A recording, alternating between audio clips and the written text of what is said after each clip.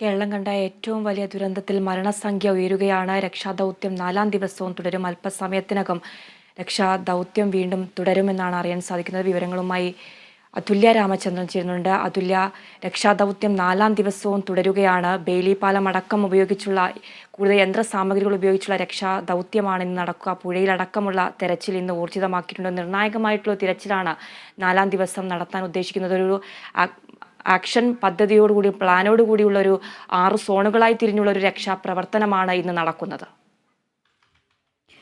ആതിര, ഇന്ന് പ്രധാനമായും തിരച്ചിൽ കേന്ദ്രീകരിക്കുക ഈ 6 സോണുകളിലായാണ്. അതിൽ തന്നെ 4-ാമത്തെ സോണായ വെള്ളാർമല വില്ലേജ് റോഡ്, ആ വില്ലേജ് റോഡിലാണ് ഇന്നത്തെ പ്രധാന തിരച്ചിലിൻ്റെ ഒരു ഫോക്കസ് പോയിൻ്റ് എന്ന് പറയുന്നത്.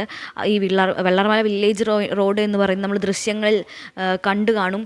ആ ജംഗ്ഷന് അല്ലെങ്കിൽ വെള്ളാർമല സ്കൂളിനെല്ലാം ശേഷം വരുന്ന വലിയ രീതിയിൽ വൻ മരങ്ങൾ കൂടിക്കിടക്കുന്ന ഒരു ദൃശ്യം നമ്മൾ കണ്ടതാണ്.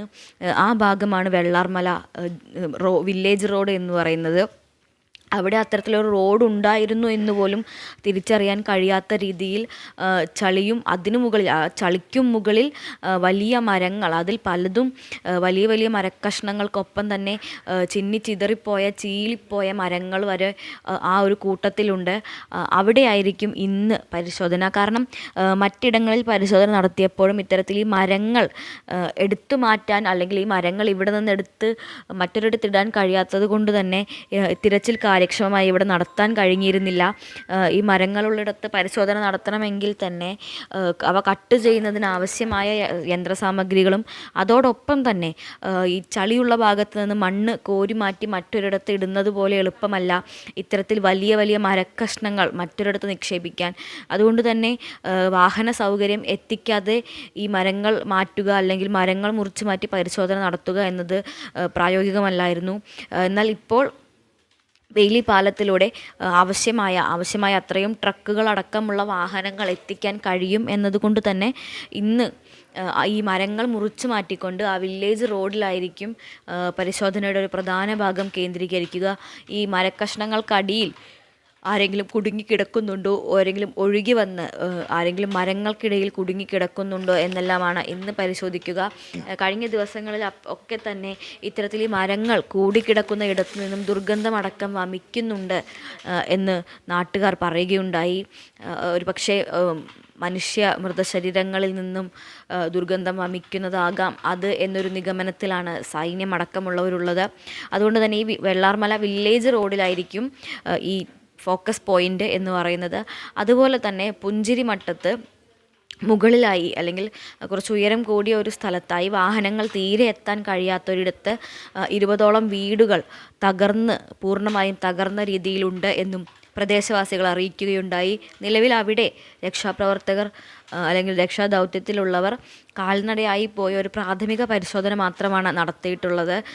ഇന്ന് അവിടേക്ക് കൂടുതൽ ആളുകളെ എത്തിച്ച് അതും ഉപകരണങ്ങളും അതുപോലെ തന്നെ താൽക്കാലികമായ ഒരു വഴി ഉണ്ടാക്കാൻ ആവശ്യമായ ഉപകരണങ്ങളും യന്ത്രങ്ങളുമായി കൂടുതൽ ആളുകൾ പോവുകയും അവിടേക്ക് ഒരു വഴി ഉണ്ടാക്കിയതിന് ശേഷം ആളുകൾ കുടുങ്ങിക്കിടക്കുന്നുണ്ടോ, മൃതദേഹങ്ങളുണ്ടോ എന്ന് പരിശോധിക്കുകയും ചെയ്യും എന്നാണ് പറയുന്നത്. പുഞ്ചിരിമട്ടത്തിന് മുകളിലുള്ള ഭാഗത്തായി ഒരു 20ഓളം വീടുകളാണ് ഇത്തരത്തിൽ തകർന്നു കിടക്കുന്നത്. അവിടെ നിന്ന് ഇതുവരെ ആരെയും ലഭിച്ചിട്ടില്ല. എങ്കിൽ പോലും നിലവിൽ അവിടെ പൂർത്തിയായിരിക്കുന്ന ഒരു പ്രാഥമിക പരിശോധന മാത്രമാണ്. അതുകൊണ്ട് ഇന്നത്തെ തിരച്ചിലിൽ അവിടെ ജീവനോടെ ആരെങ്കിലും ഉണ്ടാവാനുള്ള സാധ്യത വളരെ ശോഷിച്ചിരിക്കെ തന്നെ ആരെങ്കിലും ഉണ്ടെങ്കിൽ തന്നെ അവരെ രക്ഷിക്കാനും അതുപോലെ തന്നെ മൃതദേഹങ്ങൾ കണ്ടെടുക്കാനുമാണ് ഇന്നത്തെ പരിഗണന എന്ന് പറയുന്നത്. അതുപോലെ തന്നെ ഇന്നിപ്പോൾ ചെറിയ രീതിയിൽ അവിടെ മഴ ആരംഭിച്ചിട്ടുണ്ട് എന്നാണ് പറയുന്നത്. നിലവിൽ രാവിലെ മഴ മാറി നിൽക്കുന്ന ഒരു കാലാവസ്ഥയായിരുന്നു. വയനാട്ടിലെല്ലാം യെല്ലോ അലർട്ടാണ് പ്രഖ്യാപിച്ചിരുന്നത് നേരത്തെ. അതുകൊണ്ട് തന്നെ വലിയ രീതിയിൽ മഴ ഒരു ആശങ്കയാകില്ല എന്നാണ് കരുതിയിരുന്നത് രക്ഷാദൗത്യത്തിന്.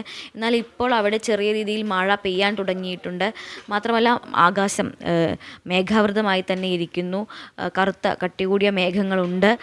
അതുകൊണ്ട് തന്നെ ഒരു പക്ഷേ മഴ പെയ്തേക്കുമോ എന്നൊരു ആശങ്കയിലാണ് ഇപ്പോൾ രക്ഷാപ്രവർത്തകരും അതുപോലെ തന്നെ ദൗത്യ സംഘവും ഉള്ളത്. ഇത്രയധികം ഉപകരണങ്ങൾ, അതും പലതും ഇന്ധനം ഉപയോഗിച്ചും വൈദ്യുതി ഉപയോഗിച്ചും എല്ലാം പ്രവർത്തിക്കുന്ന ഉപകരണങ്ങൾ ഉപകരണങ്ങളുമായി ഇവർ മുണ്ടക്കൈയിലെ മുകൾ ഭാഗത്തേക്കും മുണ്ടക്കൈയുടെ മുകളിലേക്ക് നടന്നു കയറിയായിരുന്നു ഇന്നലെയൊക്കെ രക്ഷാദൗത്യം ഉണ്ടായിരുന്നത്. അത്തരത്തിൽ മുകളിലേക്ക് നടന്നു കയറുന്ന ഒരു സമയത്ത് ഇത്രയും ഉപകരണങ്ങളും യന്ത്രങ്ങളും ഉപയോഗിച്ച് കയറുന്ന ഒരു സമയത്ത് മഴ പെയ്താൽ അത് രക്ഷാദൗത്യത്തെ അപ്പാടെ പ്രതിസന്ധിയിലാക്കും.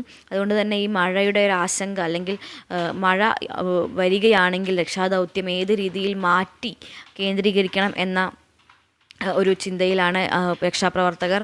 അതുപോലെ തന്നെ ചാലിയാർ പുഴ കേന്ദ്രീകരിച്ചുള്ള പരിശോധനയും നടക്കുന്നുണ്ട്. അതിൽ സൂചിപ്പാറ വെള്ളച്ചാട്ടം അടക്കമുള്ള ഇടങ്ങൾ പരിശോധിക്കേണ്ടതുണ്ട്. പക്ഷേ സൂചിപ്പാറ വെള്ളച്ചാട്ടമെല്ലാം മഴ ആരംഭിച്ചത് മുതൽ, അതിതീവ്ര മഴ ആരംഭിച്ചത് മുതൽ അടങ്ങി കിടക്കുകയാണ്. അത്രയധികം ഒഴുക്കും അതുപോലെ തന്നെ പാറക്കെട്ടുകളും വഴുക്കലും എല്ലാം ഉള്ളത് കൊണ്ട് തന്നെ സൂചിപ്പാറ വെള്ളച്ചാട്ടം പ്രവേശനം വിലക്കി അടച്ചിട്ടിരിക്കുകയായിരുന്നു. അവിടങ്ങളിലെ പരിശോധനയെല്ലാം വളരെയധികം ദുഷ്കരമായിരിക്കും. മാത്രമല്ല ചാലിയാറിലൂടെ ഈ ഒഴുകി വന്ന മൃതദേഹങ്ങളുടെ കണക്കെടുക്കുമ്പോൾ ഇനിയും എത്രയോ മൃതദേഹങ്ങൾ ഒരുപക്ഷെ ഇത്തരത്തിൽ ഒഴുകിയെത്തേണ്ടതാണ് എന്നൊരു നിഗമനത്തിലാണ്.